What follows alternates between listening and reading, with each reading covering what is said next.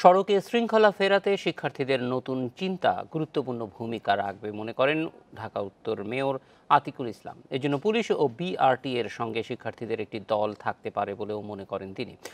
উত্তর city corporation ভবনে 6টি বেসরকারি বিশ্ববিদ্যালয়ের শিক্ষার্থীদের সঙ্গে বৈঠকে এ মত দেন মেয়র।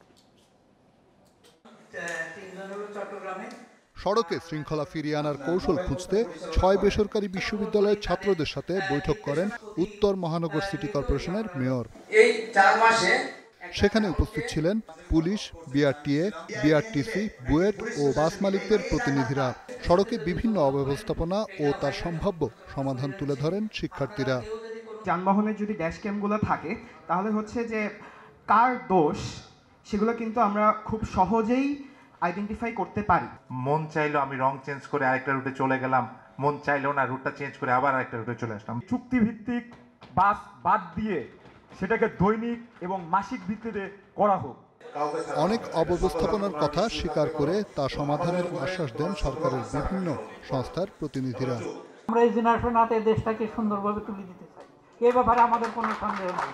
এই জন্য তোমরা আমার নাম দাও, আমি মোবাইল কোডে তোমাদের ট্যাগ করে দিব, তোমরা তাদের সঙ্গে ঘুরে দেখো রুটটা কোথায়। সোসাইটিতে এখন যেই সমস্যাগুলো আছে আমার মনে হয় যে এখন সবাই ভয়েস রেজ করেছে, পর্যায়ক্রমে এটি আস্তে আস্তে নিশ্চয়ই একটা সুন্দর একটা জায়গা যাব। সরকারের পেশাদার সংস্থার কাজের সাথে ছাত্রদের একটি দল থাকতে পারে।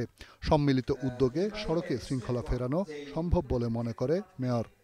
59,000 লোক পার স্কোয়ার কিলোমিটারে বাস করে, বাট তারপরেও আলহামদুলিল্লাহ আমরা সবাই আছি।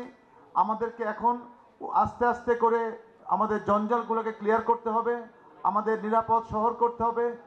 ছাত্রদের সাথে এ ধরনের বৈঠক অব্যাহত থাকবে বলে জানিয়েছেন মেয়র। রিশাদ হুদা, ইন্ডিপেন্ডেন্ট নিউজ, ঢাকা।